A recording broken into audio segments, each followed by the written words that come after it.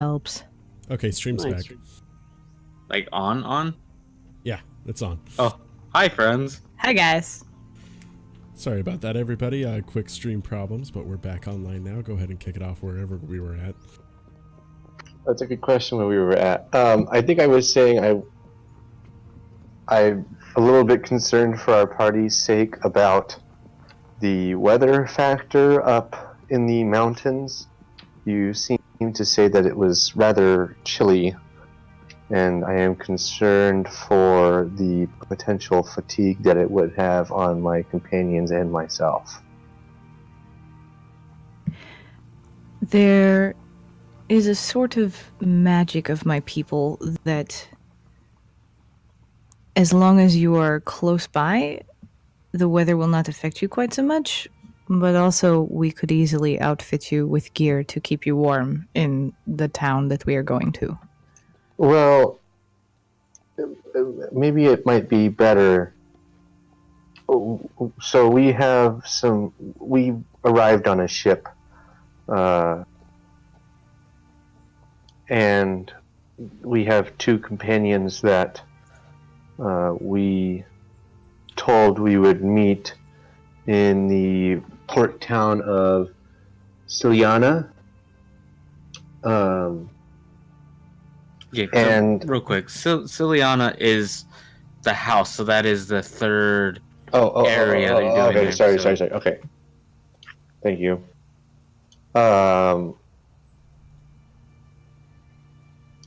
We were supposed to meet our friends at House Ciliana, which is near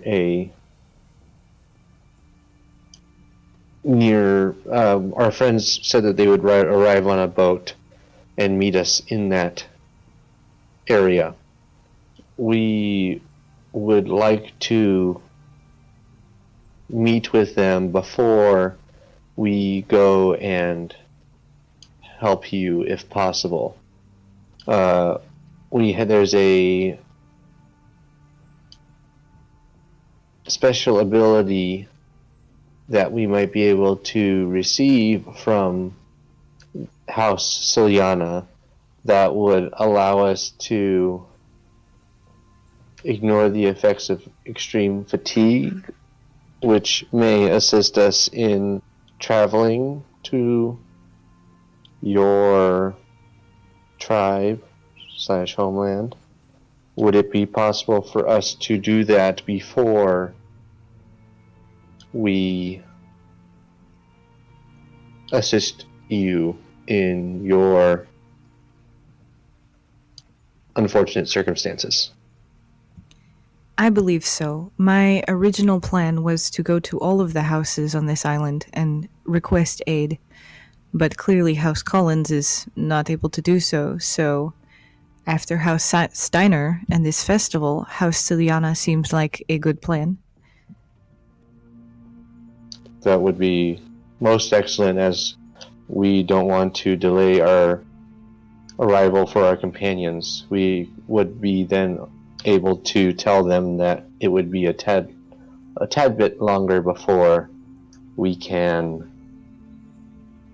start to head back to Excelsior to combat the wounded king.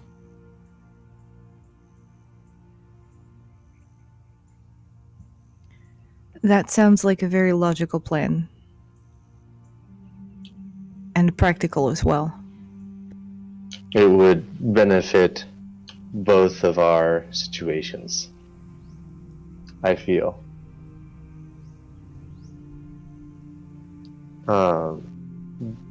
And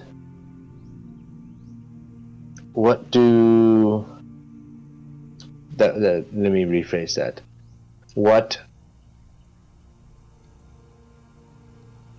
is your strength in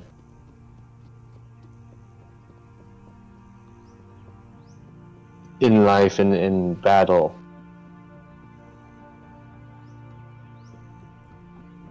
I am interested to know what you do. We were very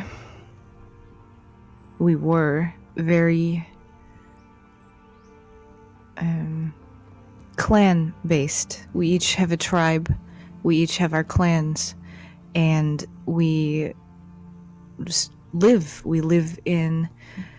Yes, some people consider it very harsh in the Cascade Ranges, and at the same time, it is... If you take great care to not waste yourself, your time, your words, your actions, if you are very careful, you can live a good life there.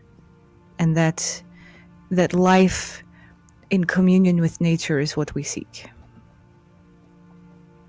I see. And for you specifically, what is your maybe clan background or tribe background?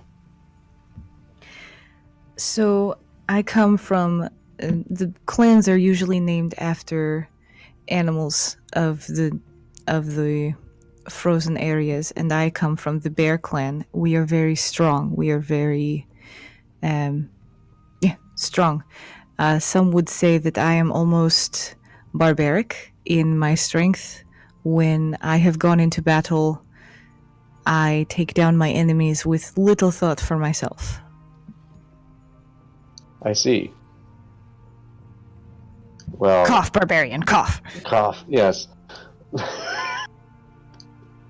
Darn it, no, I forgot what I was going to say.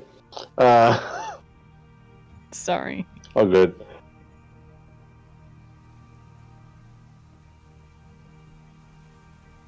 Well, even though you might not care for yourself as much in battle, I hope you know that we would be able to assist you and back you up in any way possible. So even though you might not care for yourself in battle as much, just know that we care about you in battle. It is good that you say that, because it is not that I do not care for myself, it is more that I care for those of my clan, and I would do anything to see them live and survive. And that is the strength of my power, that is the strength of all of our power, is to do things for the well-being of all around us, not just the individual. Yes, life is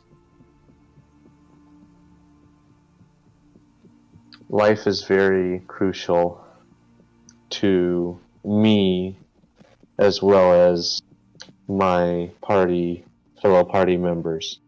That was the issue also in House Collins, was that they were sacrificing newborn children and killing them, and they were not respecting the life that they had been given.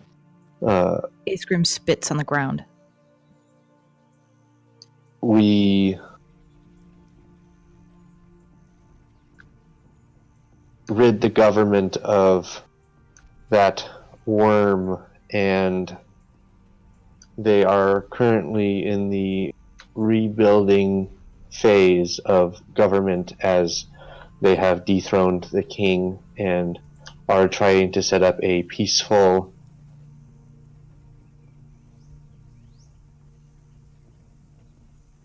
not war-waging government that does not do those types of evil things that are absolutely despised by many other people on the planet.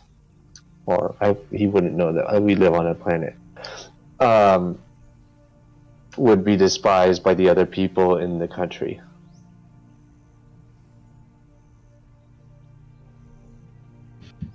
You just see Isgrim's face purely contorted in disgust at what you've described about House Collins. So please join us and not go to House Collins.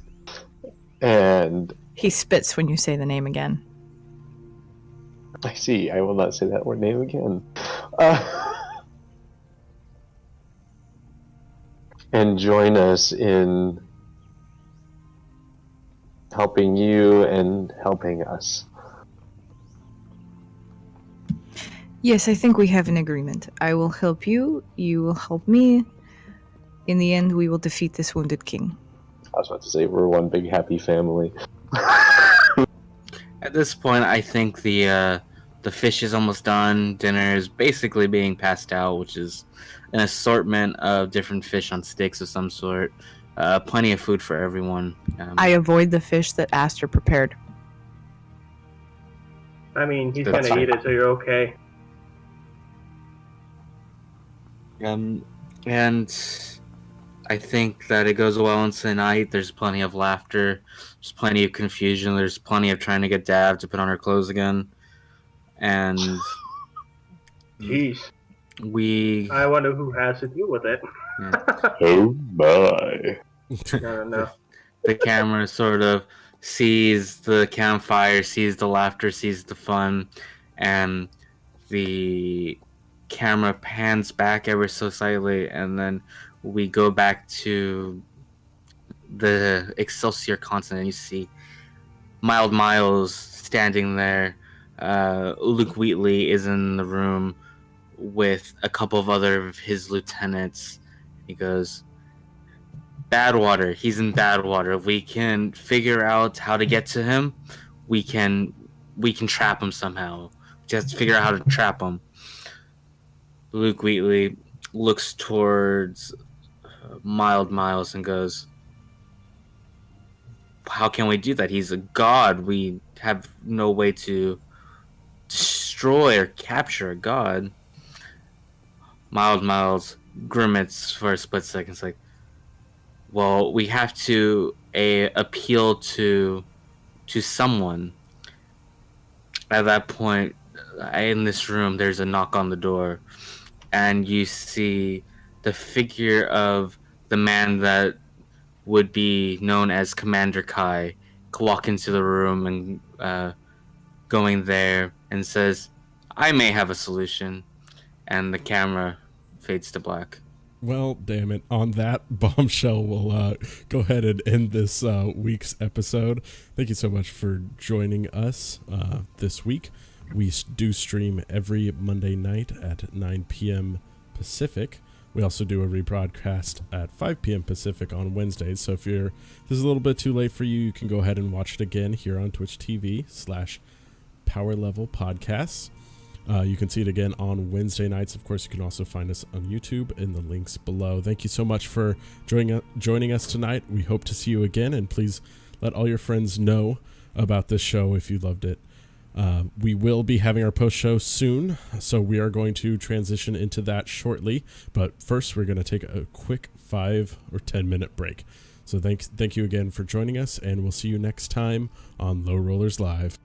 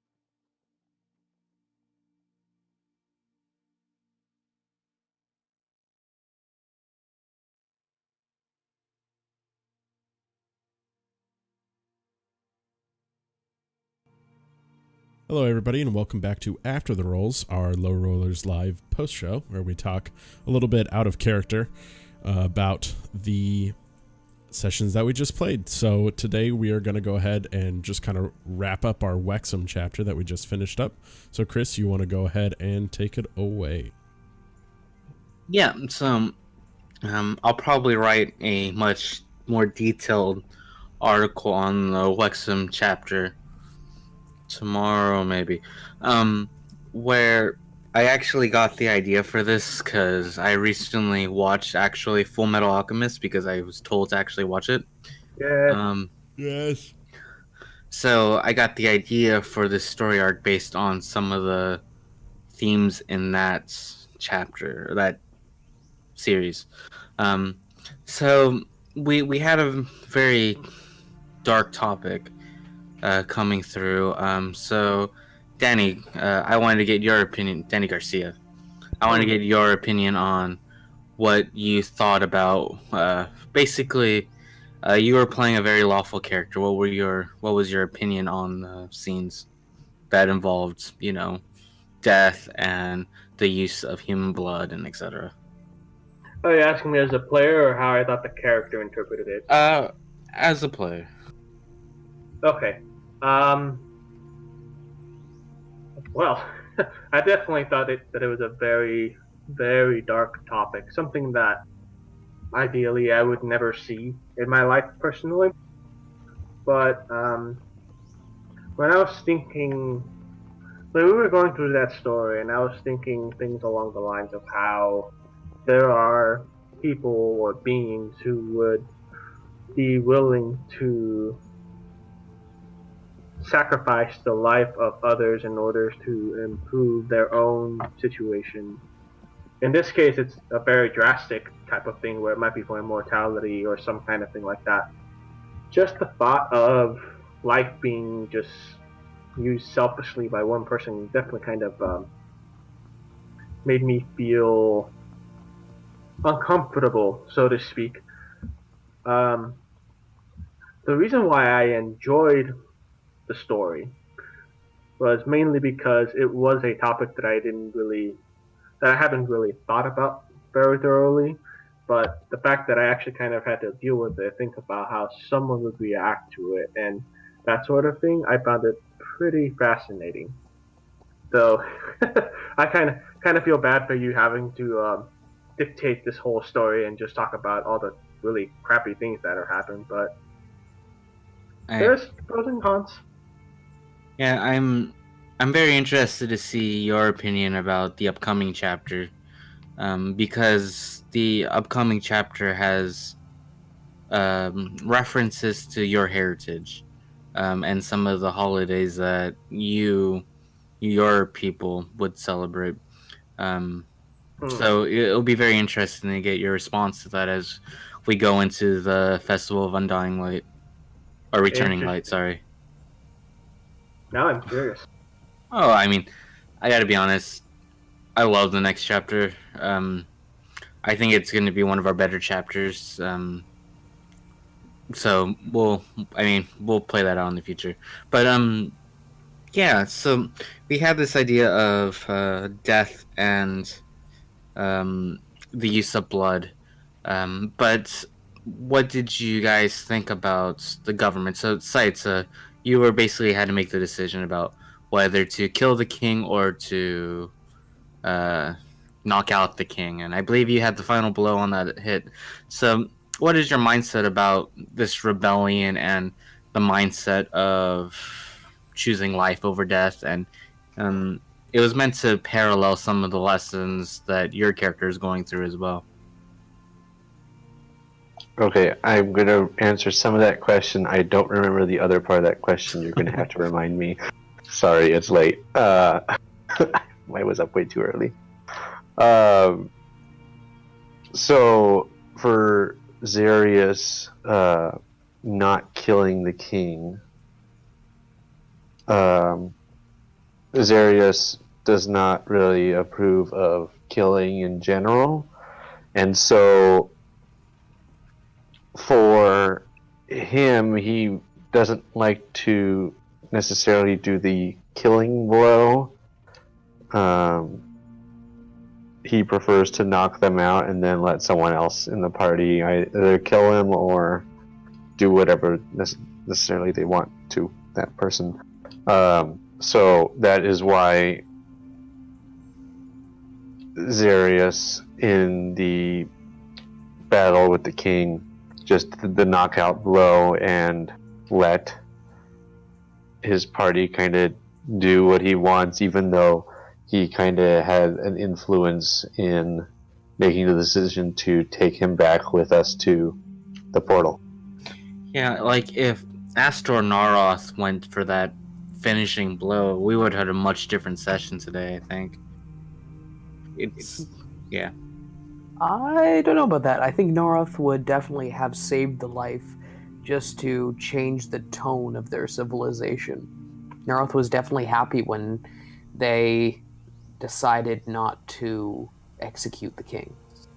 And, well, let's be honest, Astor had no idea what was going on, so he probably wasn't just going to mindlessly kill somebody who was doing a lot of damage to him.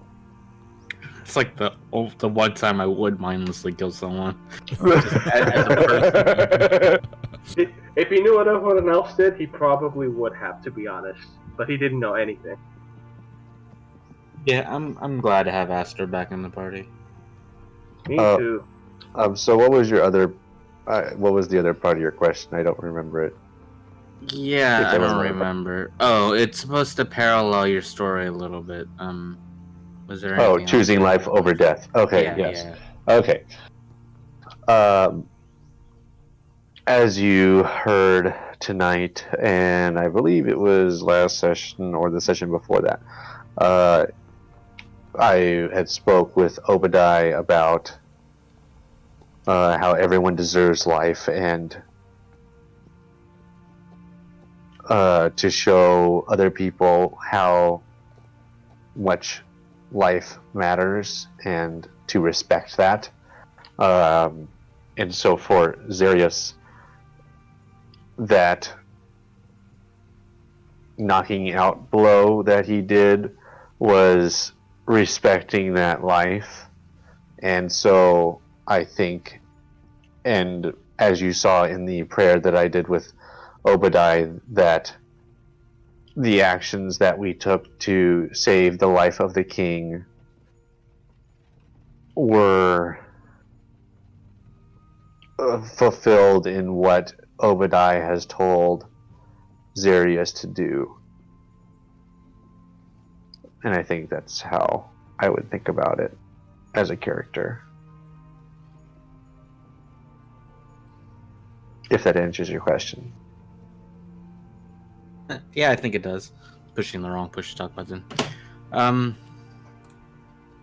Perfect. So we're moving out of this very hedonistic society, and we're going towards a very nature-based thing. And I kind of wanted to get both Bryn and Narroth's sort of perspective on this change of elemental scenery, perhaps, would be the way I would describe. Nah, maybe that's not the best way. There's a sense of agelessness and breathlessness, and Bryn's been doing a lot of traveling, and Narroth is part ancient creature. So it'd be interesting to get both of your perspectives on the matter. Go ahead, John. All right. Yeah, so one of the things that Narroth mentioned right away was that it's a very ancient place, and that is definitely something that's going to speak with him as we go forward throughout this place, I think. Just because it's a callback to something that's in his heritage, but he hasn't really experienced yet. And I feel like that's going to definitely impact him.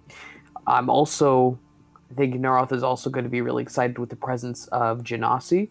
Having each of those represent a different element is definitely going to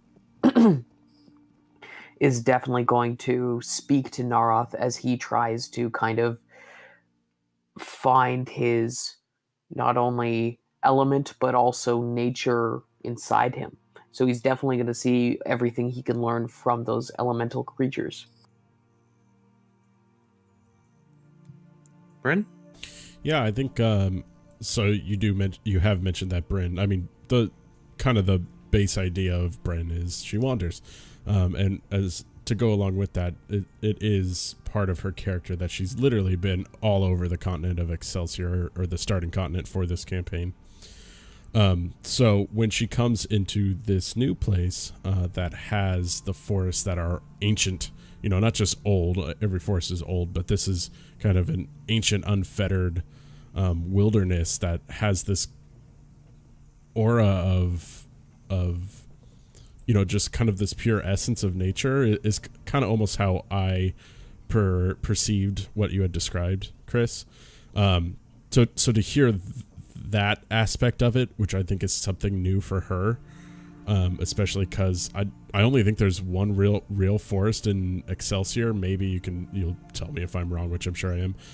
But to also hear of this lake and not having that sort of land feature in Excelsior, this is another new experience for a character who is built around finding new experiences. So I think it's, for Bryn, it's an exciting venture for her as she experiences these new things after just experiencing this culture of hedonism that I would say she almost hated, to now come to this place of like pure beauty almost, and kind of be able to reset herself in this new land instead of her first reaction to it, which was this vileness that she had thought it was. Yep. So I'll give a little meta knowledge at this point. This continent has the volcanoes, which I very idiotically shut down my notes for the. I found it. Okay, it has the Fire Islands, which is kind of it has volcanoes on it, which is very elemental based. You have Land of House Solana, which has this forest earthly base to it. You have the lake, which represents this water element, and then you also have the tundra. So the idea of the Land of House Collins was they sort of shut themselves off to the nature that they grew up in, which is supposed to represent the plains, the vast landscapes of the emptiness, and they sort of took that and just cultivated to be a export-based culture, as well as a very military-based culture and financially-based culture. So that's a little meta knowledge, I guess, which is kind of cool because we now have Narroth, who primarily uses fire and water. We have Zarrius, who is very earthy in his religion, and now we have Rachael's character, who is from the Cascade Range, who is very tundra based, and it's going to be interesting to see this relationship form symbolically as well. But we did introduce a new character today.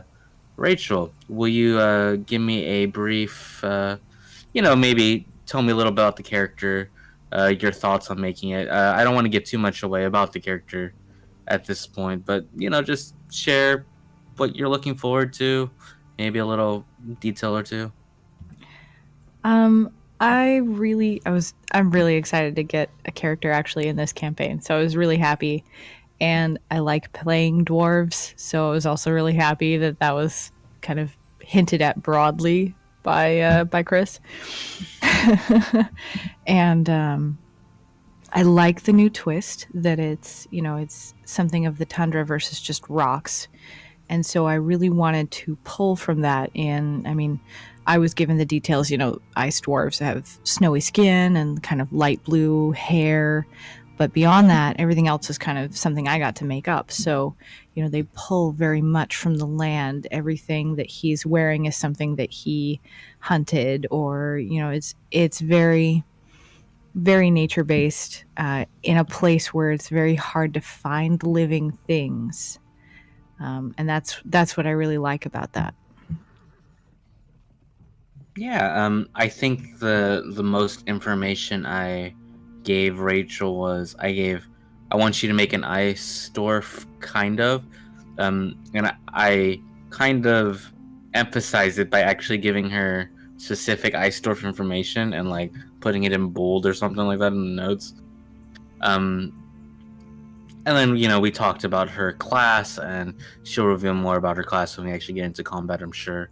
But basically everything you're hearing about the ice stores and a lot of their culture stuff is pretty much Rachel's own creation. I kind of just expanded on it to fit the needs of the campaign. So it's going to be cool to look forward. I'm going to look forward to hearing more about what you have made up.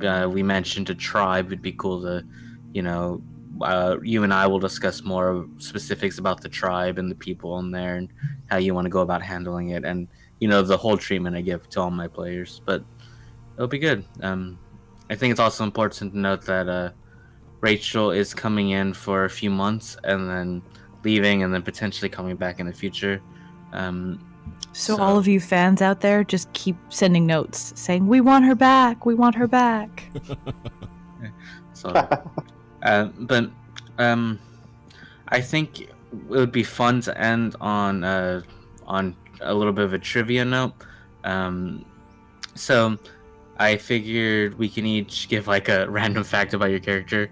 So, for example, since we haven't talked about Dav so much, Dav is a greater fae who was basically stuck in a sword, but she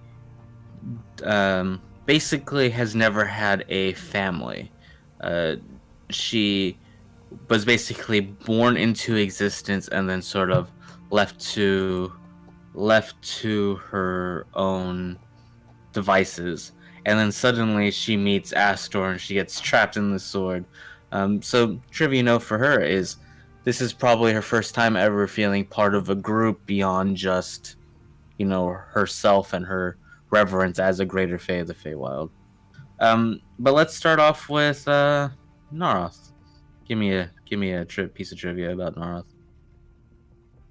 All right, this is probably Narroth's first time ever spending at all in the water. He's from a city he never really got to experience much of anything, and this is basically him first swimming and discovering water and looking all around at all the fish. Oh, interesting. What about Astor? Well,